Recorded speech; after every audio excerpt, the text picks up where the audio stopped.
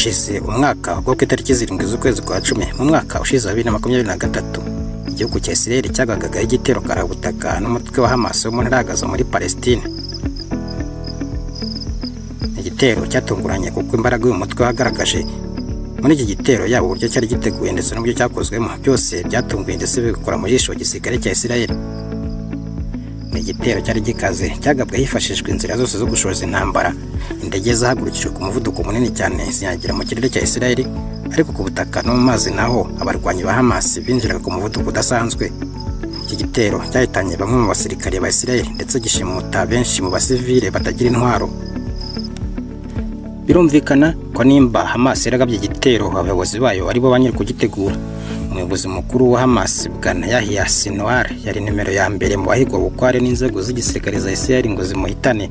Byarangiye babigezeho ko kugeza ubu Yahya Sinwar atagihumeka nk'uko abazima nyuma yo kwicwa na Israel muri operasiyo tugiye kubavira imuzi uko yagenze yose. Ndagusuhuje wowe turi kumwe ntanaguye ikaze kuri KOT. Ikaze kurica ni kugezaho amakuru ndetse n'ibindi byinshi bitandukanye. Icyo usabwa no kudukurikira gusa. Bibaye rero bwa mbere hita ukanda subscribe kugira ngo tujye dukomeza tubane.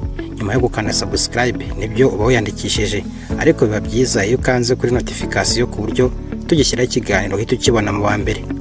Ikaze kuri KOT. Mu itangazo ry'igisirikare cya Israel mu cyo bise inkuru nziza bemeje ko nyuma y'umwaka umuyobozi wa Hamas bamuhigira hasi kubura hejuru byarangiye Yahya Sinwar imyaka 61 bamwivuganye. Mu bitero bagabye muri Gaza kuri wa gatatu tariki 16 z'ukwezi kwa 10 uyu mwaka 2024. Nyuma y'ibitero byinshi bagiye bamugabaho ngo bamuhitane, ariko nawe yakomeje kugenda bacika.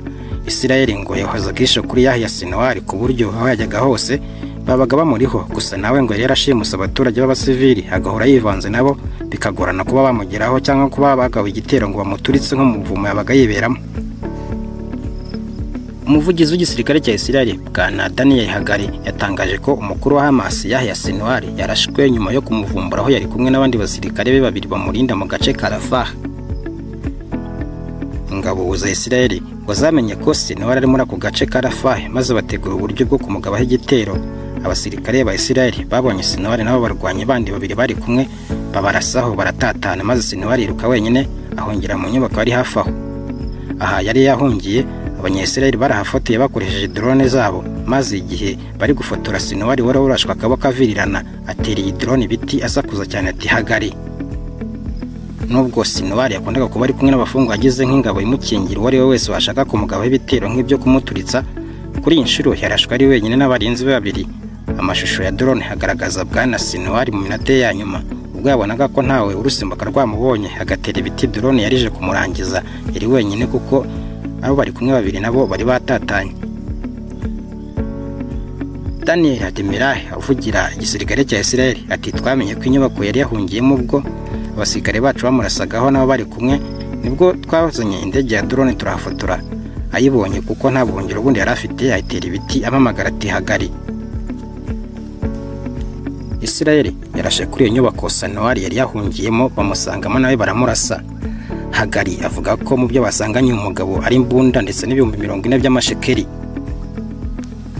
Hagari akomeza avuga ko nta mbohe zari kumwe na Bwana Yahya Sinwar ndetse n'ingabo za Israel ko zirimo ziragenzura ku gace yarimo ngo zirebe uko bimeze. Israel ishinja Yahya Sinwar gutegura ibitero bya Hamas byo kuwa 7 z'ukwa 10 2023 byatitije Israel ku butaka bwayo, ibintu bundi bitaherukaga mu myaka ya vuba. Abayobozi ba Hamas Israel irabagerereye bahitana kuko no Sinwar yarasimbuye Ismail Haniyeh nawe yari irahitanywe na Israel mu kwezi kwa 7 tariki 31 y'uyu mwaka bamusanze mu gihugu cya Iran.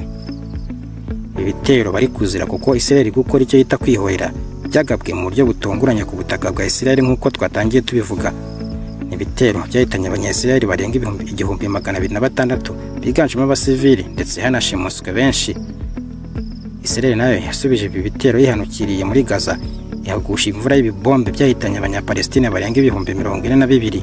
Benshi muri bo kandi nabo bakaba abasivili batagira intwaro kuko abarwanyi ba Hamas bazwiho kwivanga n'abaturage cyane. Urupfu rwa Yahya Sinwar rwashimishije cyane Israel n'abashyigikiye mu ntambara zayo cyane cyane Leta Zunze Ubumwe za Amerika, nubwo bavuga ko nta bufasha ubwo ari bwo bwose bigeze bayiha muri iki gitero. Joe Biden uyobora Leta Zunze Ubumwe za Amerika iki gihe yamenyeshejwe iby'urupfu rwa Sinwar ubwo ari mu kirere yerekeza mu Budage aho yari agiye kubona n'abandi bategetsi bakuru ngo byamushimishije ku rwego rwo hejuru.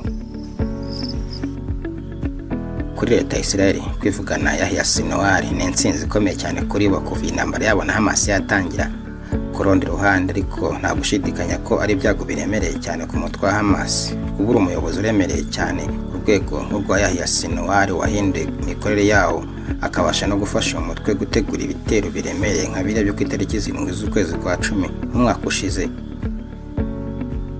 Minisitiri w'intebe wa Israel Bwana Benjamin Netanyahu avuga ko ari iby'ingenzi cyane guhitana umwanzi wabo numero ya mbere.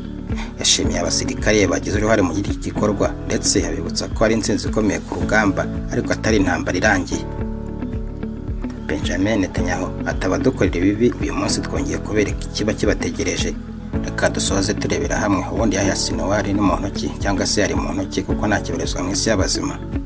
Umuryango Yahya Sinwar avukamo wari umwe mu miryango 700,000 yakuye mu byabo n'ingabo za Israel mu ntambara mu 1948 ubwo Israel yashakaga ubwigenge.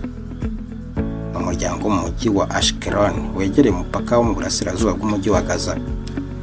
Ku myaka ye 20 Sinwar yakatiwe n'inkiko za Israel ashinjwa kugira uruhare mu mfu z'abasirikare bane b'intasi za Israel. Ni umunyururu yamaze imyaka 22 kugeza muri 2011 ubwo bahabwaga imbabazi bagafungurwa baguranwa umusirikare wa Israel. Bari abanyapalestina 1000 baguranwa umusirikare umwe wa Israel.